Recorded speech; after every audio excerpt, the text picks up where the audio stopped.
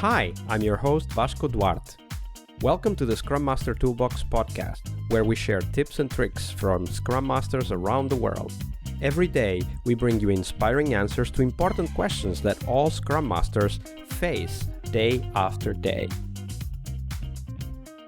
Hello everybody, welcome to our Wednesday, the Change episode, this week with Julio de Lima. Hi Julio, welcome back.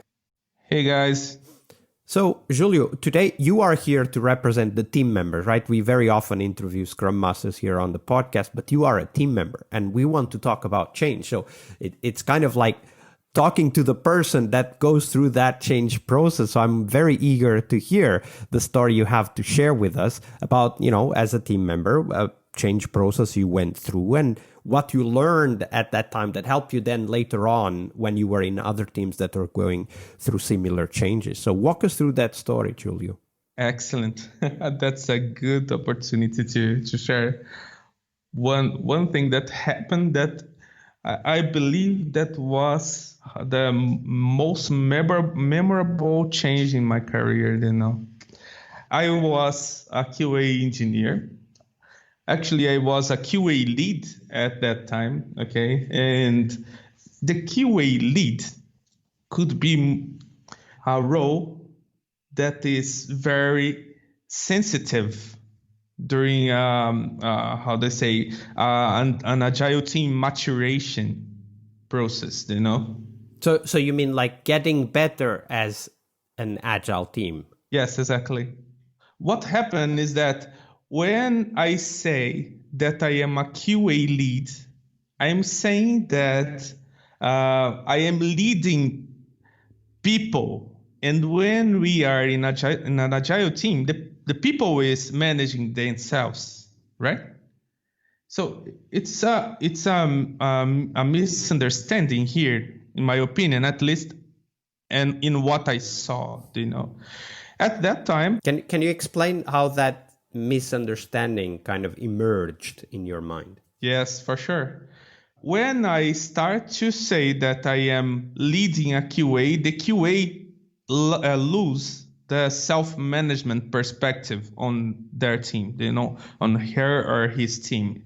And this is what happened in that team that I'm talking about. It was 3 years ago. I was leading a QA in an agile team, and this QA start to ask me everything that he wanted to do in their team, and the company, the CTO was asking me to provide status about the QA.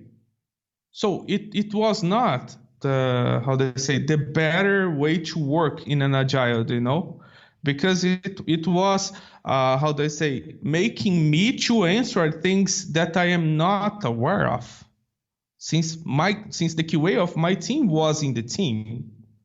Do you know what I mean? So you were a QA lead, and one of your QAs was working with the team, and because you were the lead, even though you were not in that team, you were supposed to know everything your QA was doing and report on status. Is that so? A little bit more, because I need to understand what are the features that he is working on. But I don't have just one QA, I have more QAs, So it was almost as if you were being asked to be a team member in all the teams where your QAs were working in. Exactly. That's a good summary of it. How did you get out of that? Because that's like an impossible position to be in, right? Because first of all, if you have to answer questions about test strategy and test cases from all of the QAs, you're not going to have time to do anything else. And then also you can't know everything. And the way agile teams are supposed to report progress is through demonstrating working software. So how did you get out of that position? So it was tough, because at that moment I understood that my role has changed, and it's difficult because you have that ego thing to say I am the lead, I am the QA lead, But now I need to change my own role. I need to say, hey, I'm not the QA lead. My QAs are their own lead, working with their teams.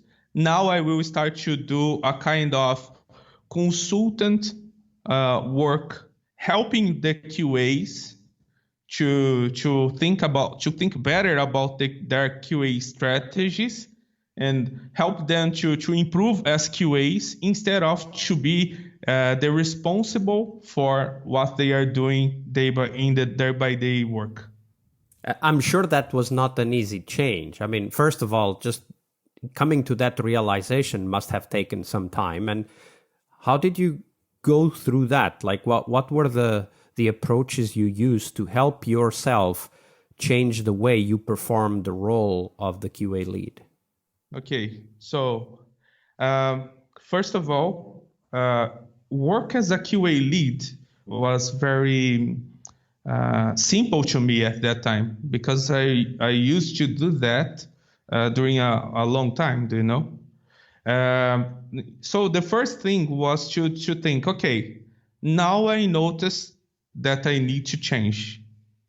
Let me search a little bit about how other QA leads are changing their career. You know, so the first thing was educate me on what I need to do, and then I start to see that the other QA leads that I knew were starting to create a kind of touch point knowledge meeting, you know? It's a kind of meeting with all the QAs to discuss what was good. It's like a daily, you know, but it happened in a weekly basis. It's a coffee with the QAs to talk about best practices that they were using, the things that were not good and the things that were good, and we started to discuss. And that kind of meeting would start to bring improvements to all the teams instead of to just one and to other one, you know. And then I started to work as someone that will guide not only the QA, and this were another change that happened. I started to work and to discuss with developers.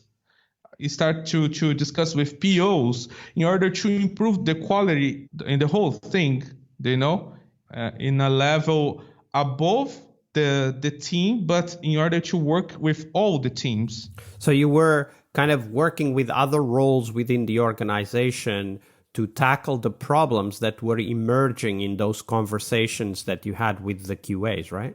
Yes, exactly. And this helped me to also to bring new ideas to the QAs, you know.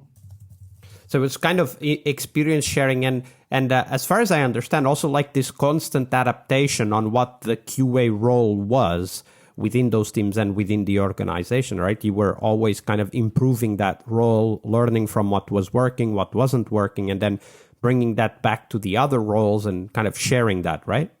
Yes, and again, for all the QAs that are listening this episode, you guys need to be aware that your role will change, you know.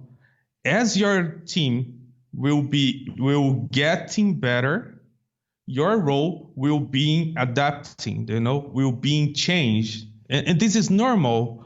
What you need to understand is that your foundations, the techniques, the strategies that you know will always be valid, you know, but you need to think differently, other else you will stop in the same way that you were in the waterfall or in the other way to work, and you will not evolve. So it's very important to understand that. Yeah, absolutely. That's actually a great point, that the role of the QA not only changes from waterfall to agile, but it changes throughout the development of the team. And we need to be alert and aware that those changes require different perspectives. I mean, the work, as you said, technically is still the same work, but the way we collaborate is different. How we help the team is different as the team matures. Yes, exactly. Thank you for sharing that, Julio. Welcome. Leading change is one of the core skills we must acquire, but it is only one of the steps towards our success as Scrum Masters. Tomorrow, on Success Thursday, we will talk about how to define success for the Scrum Master role, we'll cover tips on how to measure your way to that position, and most importantly, how to develop that focus on continuous improvement that is as important for Scrum Masters as it is for teams. See you tomorrow. We really hope you liked our show. And if you did, why not rate this podcast on Stitcher or iTunes?